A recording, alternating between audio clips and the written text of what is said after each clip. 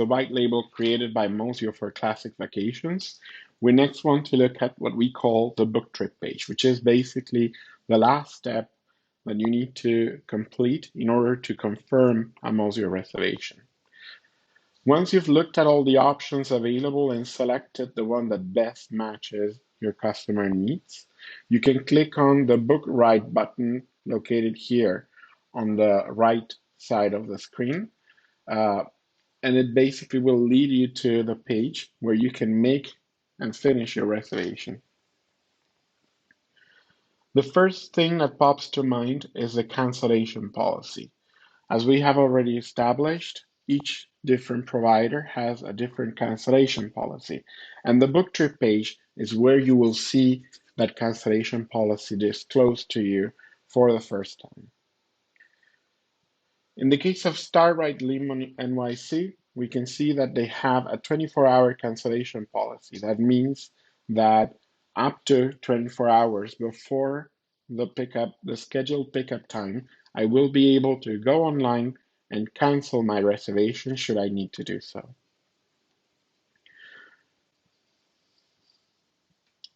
In this case, we can see that we've booked a an SUV going from JFK Airport to the New York Palace. And if we scroll down, we can see that it's scheduled for the 15th of February at 1:30 p.m.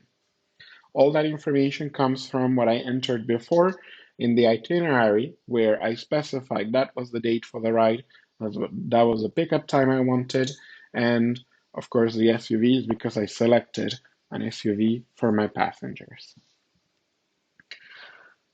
We can see that that Mozio offers different amenities according to each of the providers. And for private rides, we offer customers who wish to pay an additional fee depending on the distance that they're going uh, to travel in order to offset the carbon emission from that ride. By paying 70 cents more, customers who are eco-friendly or are inclined towards reducing their carbon offset uh, footprint may be able to do so by just paying Mozio 70 cents. Mozio partners with ONGs uh, that help invest in sustainable reforestation projects in order to offset the carbon footprint from the rides that are booked through Mozio. There's also a recap of the particularities of the vehicle that I booked. It tells me here that I only specified one passenger would be riding on this vehicle. It tells me that the maximum amount of suitcases or the maximum number of pieces of luggage that the customer can bring is 6, that the driver will wait 60 minutes from the time the plane lands. It shows me the cost of the ride, which is $151.33. There's a service and safety fee which Mozio charges in order to continue development and improvement and maintenance efforts towards making the website function the way it should and improving each of the services and the customer experience. And it reminds me of the estimated ride time. We also have a label that we used during the COVID pandemic, which basically states that each driver sanitizes the vehicle after each ride. They wore a mask during the pandemic, and they still do in places where masks are required for shared transportation. They often the vehicle has sanitizing wipes and uh, and sanitizing gel for the hands. The next thing we see on the book trip page is the passenger information. It's important that we fill this specific area with all of our passenger details so that if Mozio's team or the driver needs to contact the passenger for the purpose of ensuring that the ride will be fulfilled as booked, they can do so, right? So I'm going to enter my details here just for the sake of filling it in. right? Um, so entering the email, the passenger's email guarantees that if Mozio's team needs to reach out to confirm their flight information, to confirm their pickup time, their pickup location, their drop off location. They'll be able to send an email in order to reach the passenger and get clarification on any of those points. The phone number is also important because, as we said before, this specific ride, for example, has 60 minutes free waiting time included. What happens after those 60 minutes have passed? Basically, the driver will call the passenger and ask the passenger where they are and why they haven't yet made it to the meeting point or the arrivals hall, for example, if the booking has meet and greet included, right? So it's important that the phone number is a working phone number, is a cell phone number, so that if the driver needs to reach the passenger, they can do so by calling that number. Typically, that number is used mainly for avoiding no-show situations, but it could also be used for communicating driver details just before the ride. When driver details are available, some of our providers will send a text message to the passenger informing them of the phone number of the driver, their driver's name, the vehicle make and model when available. So it's important that that information is accurate for each booking. Next, we have, I'm going to fill it in because otherwise it's empty. Next, we have the special instructions field, and it's a field we'll use whenever we need to ask something that's other than the service I'm booking. Say, for example, I need to add a child seat, right? In that case, I'll specify it here. I enter a note stating I will need a child seat for a 2-year-old weighing 2 kilograms, right? For example, right? So if I need the driver to bring a child seat, I will include the note here, right? Say, for example, my pickup is from a gated community and the driver needs to tap a code at the entrance gate in order to be able to uh, get to my pickup location. I can enter a note here. The code to the gated community is 54, 52, 52, for example, right? I'm just making this up, by the way. But this is the type of notes a customer would leave, or somebody booking for a customer would leave, in order to make small remarks to the driver, so that the driver can get to the pickup point in case it's needed, or the driver can know in advance what needs to happen for that ride, like bringing a child seat, etc. It's also useful when we're bringing oversized luggage. Say, for example, I'm traveling with a bike box or with ski equipment or with a musical instrument. I may want to specify that here. So at the time of the provider assigning a vehicle to fulfill my ride, they take that into consideration and they assign a suitable vehicle for the amount of luggage that I'm bringing, right? So I can enter I'm bringing a bike box, and that way the driver will know the specifications of the luggage that I will be bringing with me. Additional amenities that Mozio offers for the specific ride include SMS notifications, where the customer will get SMS notifications from Mozio specifying the booking details, specifying information related to the ride, so the passengers can get all those notifications by simply selecting to add this amenity to their booking. We are currently also offering a virtual SIM card, so customers who choose to add this amenity to their reservation can pay $10 and get a 1 GB eSIM that they can enter into their compatible smartphone, tablet, or laptop and gain access to that 1 GB of data for 7 days. So some people who think, okay, in case of an emergency, I may want to be able to use WhatsApp, or I may want to be able to um, use FaceTime or call somebody over voice over IP. So they pay $10, get 1 GB of data to be used abroad, and it's an advantage that Mozio offers. We'll soon make it so that customers can pick different data plans, but for the time being, we only have available the 1 GB data plan, but more is coming up soon, and this is available in select locations um, through the book trip page when the customer is checking out. Next, we have the flight and pickup information. Because I'm being picked up at JFK Airport, I will be asked to specify what my flight number is. So I can enter my airline code as IATA specifies it.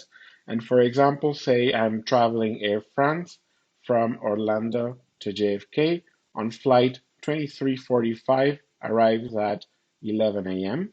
I can simply type AF and this drop-down list will appear and I can click on the one that matches my flight. So I select this flight that arrives at 11 a.m., but I've also chosen to be picked up at 1:30 p.m. This little timeline comes up letting me know of what I've chosen and how things will happen, in what order. So I land at JFK at 11 a.m. My driver shows up at 1:30 p.m. and at 2:30 p.m. the free waiting time ends. So the driver will try to call me, and if I need him to wait longer, additional charges may apply. Now let's take a look at what happens if I enter a different flight number. Say I selected a pickup at 1:30 p.m. The tool will show me flights that land in the vicinity of 1:30 p.m. Right? So as you can see, it doesn't show me flights landing at 8 in the morning, right? And it doesn't show me flights landing much farther than a few hours after 1:30 p.m. Now, maybe I'm arriving in this flight from Air France 5864, also from Orlando Airport, but landing at 2:17 p.m. See what happens when I pick this one, for example. It tells me that the pickup time I had selected was too early in connection the to the time when my flight was landing. So it automatically adjusted the pickup time to match something more coherent to my flight's landing time. So if my flight is landing at 2:17 p.m., it selected for me a pickup time of 2:47 p.m., 30 minutes later, and it notifies me that my pickup time has been updated, right? So it tells me that because I selected 1:30 p.m. and my flight is landing at 2:17 p.m., the best or the closest available pickup time is 2:47 p.m. And it's been automatically updated so that I don't, so that my driver doesn't leave before I actually arrive to the pickup location. We then have different options, which are also amenities to upgrade my trip. The first one is included with all reservations, and it's the guarantee of the booking. It specifies that if the flight is delayed, the driver will wait 60 minutes from the pickup time, and in case any changes needed or any notification is needed to the driver, making me arrive later, I should probably call in order to notify the provider that I'm no longer arriving at the same time. I'm no longer arriving on the same flight. So if they can, they make the adjustments necessary so that I'm picked up. Different providers have established a way to add child seats in an easier manner. And as you can see it here, this is a case, right? So this specific provider has an automatic way for me to add a baby seat or a child booster. I can simply click here on Add to Trip, and my price will be automatically updated to include the child seat. I can click on it again so that it removes the child seat. As you can see, for this specific provider, adding a baby seat is an additional $15. So that's what's needed in order to be so that the driver brings a child seat or a baby seat for the specific ride. The last stage of our booking process is pretty much the payment, right? So I can enter credit card details here with the first and last name of the credit card holder, the card number, expiration date, and the CVC that's located on the back of the card or on the front of the card. It's a security note, the security code, sorry.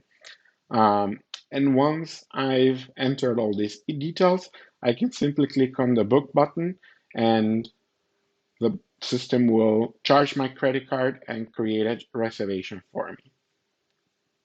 Accepted payment methods include Visa, MasterCard, American Express, Diners Club, Discover, JCB, and Union Pay. While mostly it's debit and credit cards, some prepaid cards and reloadable cards may be accepted if they have the logo of Visa, MasterCard, American Express, etc., and provided that they can go through the different verification stages, such as the CVC check and in some specific cases, a 3D secure stage may be necessary. So this is a private service, and we also said that there's differences when between private services and differences with the express services. So let's take a look at what happens if I pick an express service which has a schedule button next to it. Oops. Okay, it's still available, so we only needed to refresh the page. So if I pick the National Express bus that takes me from London Heathrow Airport Terminal 2 or 3 to Victoria Coach Station, the first thing I'll notice is that cancellations are not allowed, right? So the cancellation policy for the National Express is shown here. The rest of it is pretty much the same as with the private service, where it asks me for passenger information, it asks me for a payment method. The main difference is that in this specific case, I won't be asked to provide a flight number because the the specificity of express services is that they leave the airport in intervals of 1 hour, 30 minutes, 15 minutes. Some depart the airport or the station with more frequency, some with less frequency. But usually it's with between 15 to 30 minutes. What I will be asked to do is to select the time that best matches my needs. So for example, we have the departure at 1:25 p.m. We have one at 2:03 p.m., at 2:20, at 2:25. So different departures. That means that I can pick the one that best matches the time that I will be arriving at the airport and the time that I know I'll be able to get into the bus. We'll look at the confirmation email and pickup instructions and voucher for the express bus on the next video, but something that is important to highlight about express services is that usually if you don't get to the scheduled time that you had originally selected, you can usually get on the next bus. So it's another advantage of the express services. Not only they're a budget option, that's a comfortable option for customers, but also um, even if they don't allow cancellation or changes, they have some flexibility when it comes to which bus you get into at the time of using the service. The same thing happens with the express trains, as you can see. Again, I need to refresh my search, but you'll notice that cancellations are not allowed, and I'm asked to specify the scheduled time when I'll be using it. For this specific one, I had selected 2 passengers. So not only I need to enter the initial or the main passenger information, I also need to enter the first and last name of the additional passengers that will be using the service. What's important to highlight is that for some express services, each passenger will get a ticket. So the ticket will be sent by email once I confirm the reservation, and the traveler, each traveler will be assigned a QR code that they need to have with them at the time of boarding the bus or train. That is pretty much it for when it comes to the book trip page. So on the next video, we're going to see what happens after I click the book button when we get to the confirmation page and what we can do there and how the confirmation email looks as well.